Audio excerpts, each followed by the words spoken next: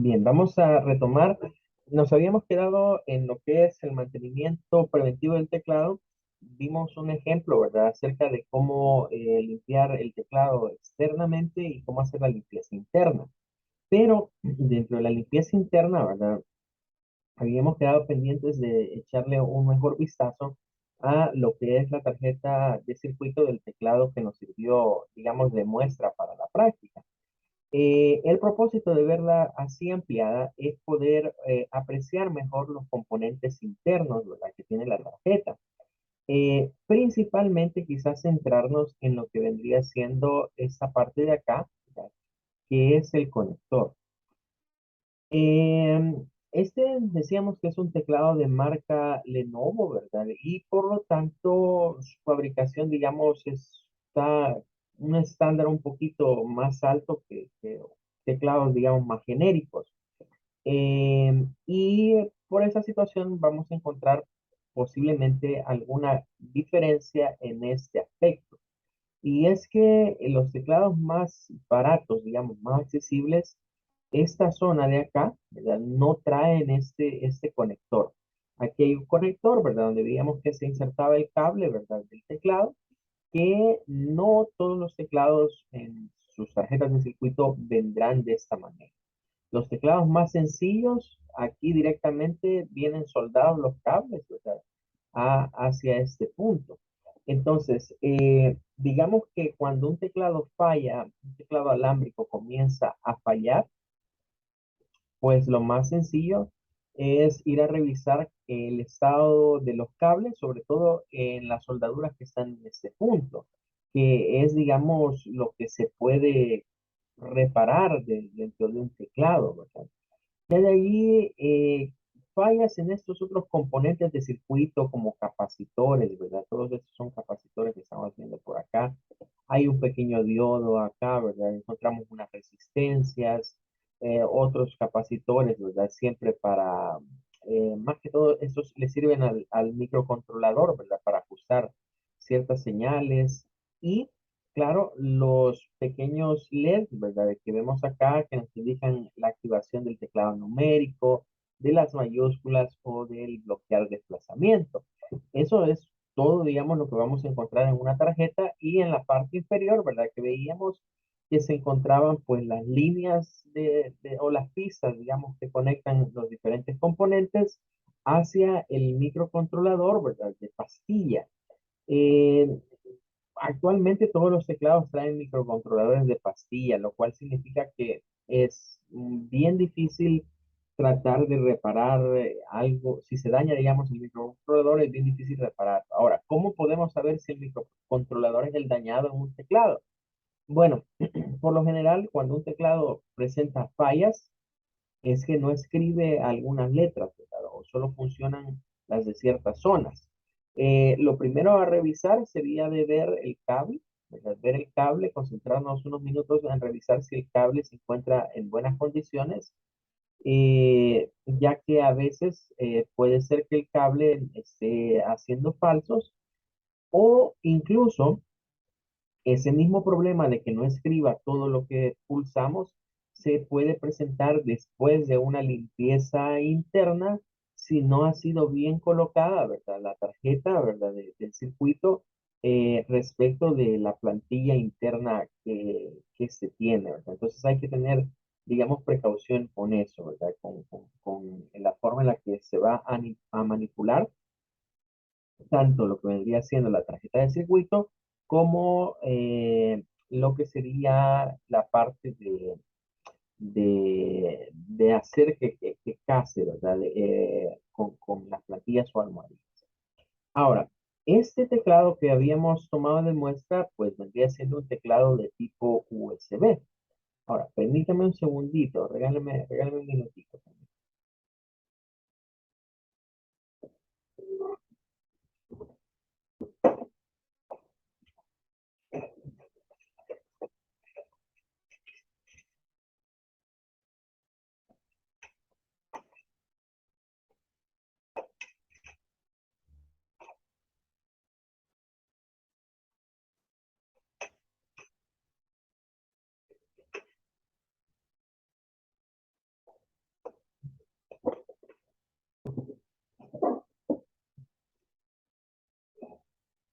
Bien, entonces, para tener una mejor idea, ¿verdad? Aquí tengo lo que sería una tarjeta de circuitos de otro teclado, ¿verdad? Es un teclado, digamos, más sencillo, ¿verdad? Sería similar a la que estamos viendo, ¿verdad? Ahí podemos ver los pequeños LED y los cables, ¿verdad? En este caso, pues van, digamos, soldados directamente, ¿verdad? Lo que sería la tarjeta, ¿verdad? Si le damos vuelta, es similar también a la otra, es mucho más pequeña, ¿verdad? No es tan grande como la del otro teclado, pero encontramos acá, ¿verdad? Siempre lo que vendría siendo esta pieza, ¿verdad? Que sería el encapsulado, ¿verdad? Que se llama encapsulado de pastilla en donde se encuentra el microcontrolador, ¿verdad? De este dispositivo.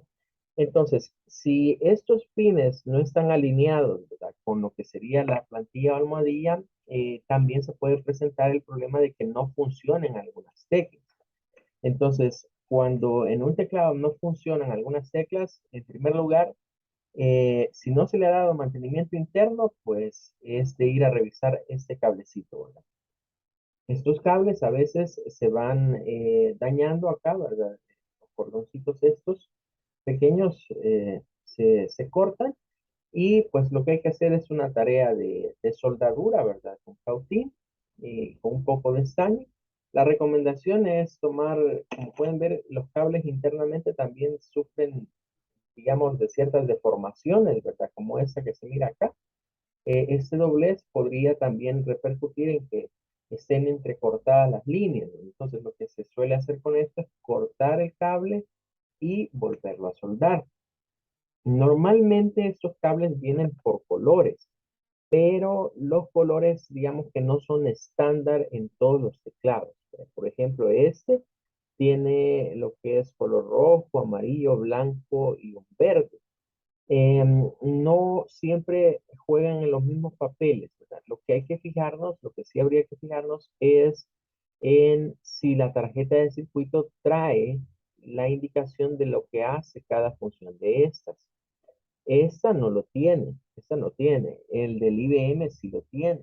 Entonces ahí es donde podemos ir viendo las diferencias, digamos, en términos de calidades de teclados. O sea, que pues los fabricantes al ahorrar impresiones de algo tan sencillo como ahorrarse impresiones de esto, no poner este conector, sino poner directamente los cables acá, ¿verdad? Ahí es donde compensan un poco el costo, ¿verdad? De estos dispositivos. Ahora, si el teclado falla y no era problema de cable ni era problema de que algo estuviera mal armado, ¿verdad? Al momento de hacer un mantenimiento, definitivamente esta tarjeta ya no sirve, ¿verdad? Y pues lo más práctico acá será reemplazar el teclado, o sea, no hay ya más vuelta que darle. Ahora, lo que debemos de tomar en cuenta y que vamos a hablar el día de hoy es en las funciones de ese conector del teclado. Ya habíamos adelantado que el conector del teclado tiene cuatro pines, digamos, importantes. Pero vamos a ir viendo de acuerdo a esta página, se le puede compartir también, donde aparecen muchos conectores. Aquí están explicados muchos conectores de lo que vendría siendo el teclado. Los teclados más antiguos, ¿verdad? Los teclados más antiguos utilizaban un estándar que se conoció como el conector DIN o DIN 5 se le llamaba también, ¿verdad? Es este que está acá. Es un conector un poco más grande que el conector USB. Siempre tenía una forma redonda, digamos, un pequeño cilindro. Las entradas, digamos, acá, ¿verdad? Cabe destacar, era un conector tipo macho, ¿verdad? Este es un conector macho. Y en la computadora, ¿verdad? Encontramos el conector hembra, ¿verdad? La versión hembra del mismo. Tenía cinco pines, digamos, el conector, pero para el teclado no se usan los cinco, solo se usaban cuatro. Vean, ese fue un conector que se utilizó durante las, las primeras versiones de computadoras, ¿verdad? Traían, digamos, ese tipo de conector. Y aquí está el uso, ¿verdad? Partiendo de la siguiente imagen, porque este es el hembra, significa que es el que está acá. Entonces, según de acuerdo al diagrama, ese es el pin 1 del puerto hembra, que coincidiría con este. Es como que trajéramos este cable acá ¿verdad? Y esta punta va a encajar aquí. ¿Verdad? Pueden ver que el pin out, que se le llama a esto, ¿verdad? Esto tiene un nombre en términos de electrónica, se le llama el pin out, el pin out. Algunos le dicen el pinado, ¿verdad? El pinado se refiere a los pines y la salida que tiene cada uno de ellos y por ende su función. Pueden ver de que no van en secuencia, sino que van como, no llevan un orden en sí. Aquí está el uno, ¿verdad? Aquí en medio está el 2, aquí está el 3, el 4 y el 5. Entonces, cada posición es importante, no es que aleatoriamente se van a seleccionar. En este caso, para ese tipo de conector, el número uno era la señal de reloj, ¿verdad? Que ya habíamos hablado que es esa señal de sincronización, ¿verdad? Entre el equipo y el teclado. Luego encontrábamos en el número 2, es decir, en el del centro, aquí iban propiamente los datos, ¿verdad? Los datos, es decir, los códigos de rastreo. En el caso del 3 no se utiliza. Eso es muy común en en los pines o conectores de computadora. Es muy común que a veces algunos pines no se utilicen, puesto que eh, la historia de los diferentes puertos de la computadora ha llevado a pensar que un puerto no solo se utilice para una cosa, sino que se puede utilizar para varias. Entonces, cuando se usa para el teclado, pues se usaban ciertos pines y otros no. Y así con otros puertos que vamos a ir viendo, ha sucedido lo mismo. Los puertos fueron diversificándose al punto que era necesario hasta contar con tarjetas para conectar ciertas cosas especializadas. Llegó un momento en que quizás se hicieron demasiados puertos, ¿verdad? O esa cuestión se tuvieron demasiados estándares que los fabricantes decidieron buscar un consenso y que todo se pudiera conectar en el mismo puerto. Y así es donde se llega al USB, o que viene de Universal Serial Bus, que era un puerto, como su nombre lo indica, universal para conectar todo. Esa fue la idea del surgimiento del famoso USB. Ahora, el pin 4 es la señal de tierra y el pin 5, ¿verdad? Era en donde se alimentaban los 5 voltios. O sea, estos dos de acá son en sí los que dan la alimentación y el retorno de energía para el teclado, ¿verdad? En el caso de lo que vendría siendo el, el conector DIN. Eh, este conector pues ya no se utiliza, es un conector que ya, digamos, ha pasado como un antecedente nada más histórico, ¿verdad? Antes de llegar al estándar USB, vamos a hablar del PS2. El PS2 ya fue, digamos, IBM, como hemos hablado, IBM siempre fue un referente en términos de fabricación de la computadora o del modelo de la PC. Entonces, casi siempre IBM trataba de como querer innovar con algo, pero no pasaba mucho tiempo en que el resto de otros fabricantes de equipos que en aquel tiempo le decían compatibles, o sea, vinieran y hicieran lo mismo que IBM. Siempre tuvo IBM cierto problema, digamos, con como restringir lo que vendría siendo que le copiasen lo que ellos planteaban. Una de las formas en las que IBM trató de distinguirse del resto de fabricantes que literalmente clonaban los modelos de IBM, claro, con otros componentes, ¿verdad? De otras marcas, fue en términos de introducir un nuevo puerto.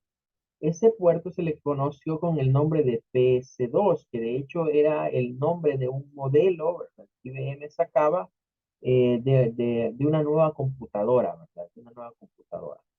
Y decidieron usar el mismo conector tanto para teclado como para mouse. Esto debido a que tanto el teclado como el mouse utilizan el mismo juego de cuatro cables o cuatro señales para funcionar, ¿verdad? Ya decíamos, la señal de voltaje, su retorno, la señal de datos y una señal de sincronización. Ambos dispositivos tienen el mismo funcionamiento y entonces pasaron a construir el llamado PS2, que también, ¿verdad?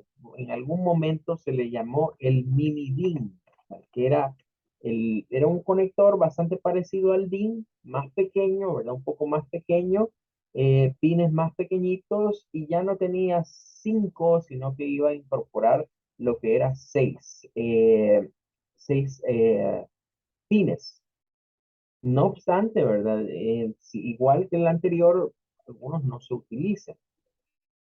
¿Verdad? Comenzó a ponerse de moda la situación de marcar con colores, ¿verdad? De usar como un esquema de colores en lo que vendría siendo los dispositivos, ¿verdad? Y pues se acostumbraba a usar el color púrpura, ¿verdad? O morado para lo que sería un teclado y este otro color como verdecito, ¿verdad? Para lo que es el mouse o aqua, le decían algunos. Entonces, siempre el mismo patrón, ¿verdad? Dentro de la motherboard encontramos los puertos, los cuales eran puertos hembras, ¿verdad? Y dentro de este encontramos los puertos de tipo eh, macho. Este conector dio varios dolores de cabeza, porque a pesar de que tenía acá estas marcas, ¿verdad? Que son guías para poner acá, traía todavía acá uno al centro, una especie como de conexión, digamos, plástica, ¿verdad? Un plástico acá que también ingresaba en esta zona.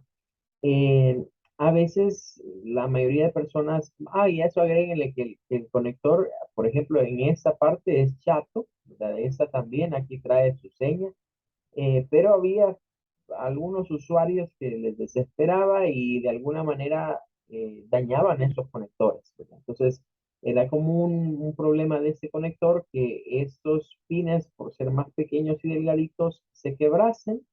Si se quebraba uno de los no importantes, pues el dispositivo seguía funcionando, pero si se quebraba uno de los cuatro importantes, pues había que cambiarlo, ¿verdad? Había que cambiarlo. Entonces tendríamos estos colores, ¿verdad? Bueno, aquí dicen que es celeste, pero realmente es como es un color morado. Si a mí me enseñan esto, pues yo digo, esto no es celeste, esto es morado, ¿verdad? El color morado, el estándar que querían plantear en ese tiempo. Y aquí tendríamos pues el conector, ¿verdad? Ya propiamente, nuevamente aquí está uno, 2, 3, 4 y no el pin. Aquí creo que hay un problemita, ¿verdad? Porque este debe ser el 5, este de acá. Este tendría que ser el 5. No, no 7, era el número 5 realmente. Y esto no era conector, esto era una guía de plástico, ¿verdad? Que sobresalía como que fuera un pin, pero no era de transmisión ni de nada. Entonces, aquí tendríamos lo que sería los datos, ¿verdad? Que fluían acá, en el número uno. En el número 2, pues ese no se utilizaba, ¿verdad? El número 3, la señal de tierra. El 4 en este caso es el voltaje, ¿verdad? Acá. Y el número 5 que sería este, es la señal de reloj. Con ese conector sí ya pensaron un tanto diferente, porque es prácticamente como que de este lado estén los números pares y de este lado estén los números impares, ¿verdad? Ya lo idearon en otro sentido de no así tan desordenado como el otro. Ya las posiciones eran más obvias, ¿verdad? Acá números impares, acá números pares. Ahora, entre este teclado y el DIN, pues había compatibilidades, incluso vendían algunos conectores para convertir de un teclado a otro, ¿verdad? De un puerto a otro y solo intercambiarle la cabeza al teclado. Pero, y aquí ya veríamos una correlación, es decir, por ejemplo, si en la señal de voltaje es el 5, el pin 5, en este otro corresponde al pin 4. La tierra aquí es el 3, en el otro la tierra corresponde a lo que vendría siendo el 4. Y así también con el reloj y los datos. O sea, cada pin tenía una función diferente. Pero llegamos ahora a lo que vendría siendo el USB. Y por eso traíamos a retomar eso, porque acá ya no vamos a encontrar, siempre son 4 pines, pero ya no se utilizan los de reloj y los de datos como anteriormente, ya que el estándar USB tiene otro pinado. En este caso, ¿verdad? Vamos a encontrar esta G corresponde a la tierra, ¿verdad?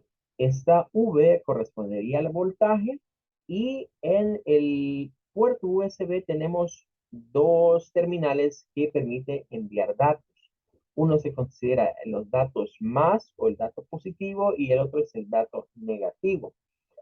Más adelante quizás profundizaremos más en el funcionamiento del puerto USB, ¿verdad? Pero debemos de saber que no es un puerto que necesite, así como los otros, sincronización, ¿verdad? Es un puerto que en cierta manera funciona asíncronamente, es decir, no necesita una señal de sincronía.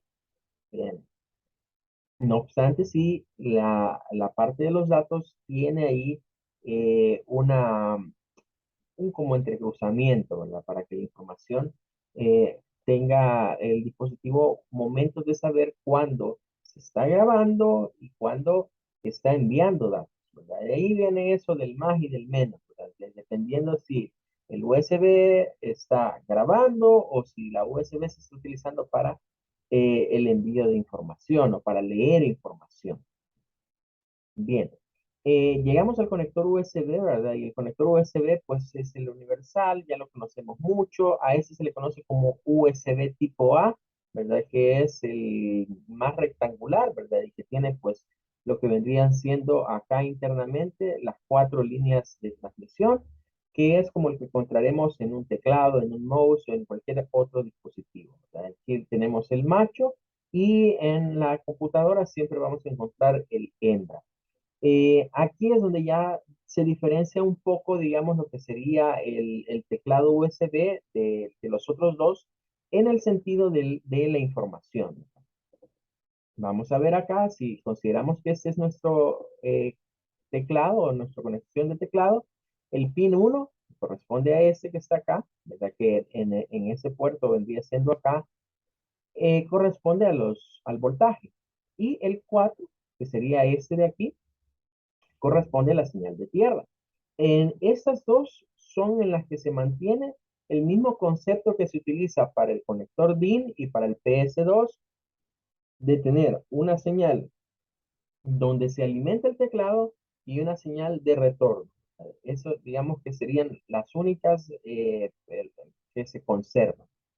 Ya de ahí, ¿verdad? En la otra parte, pues vamos a encontrar que lo que sería el teclado, ¿verdad? Es un dispositivo que en su mayoría lo que hace es enviar la información a la computadora. Entonces, ahí vamos a encontrar el de más, que es donde normalmente fluyen los datos hacia la máquina, y el de menos, que es donde la máquina puede enviar datos hacia el dispositivo. Entonces, aquí se ha hecho un intercambio.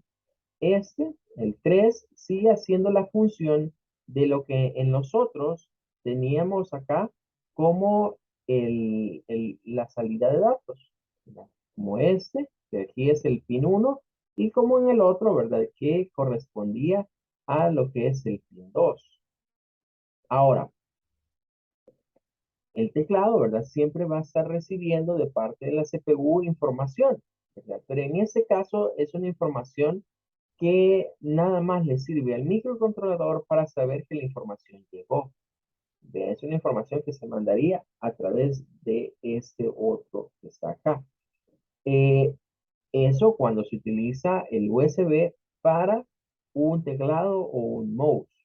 Ya cuando el USB se usa para memorias, por ejemplo, pues ya es otra situación, porque una de estas líneas sirve para escribir datos y otra para enviar datos.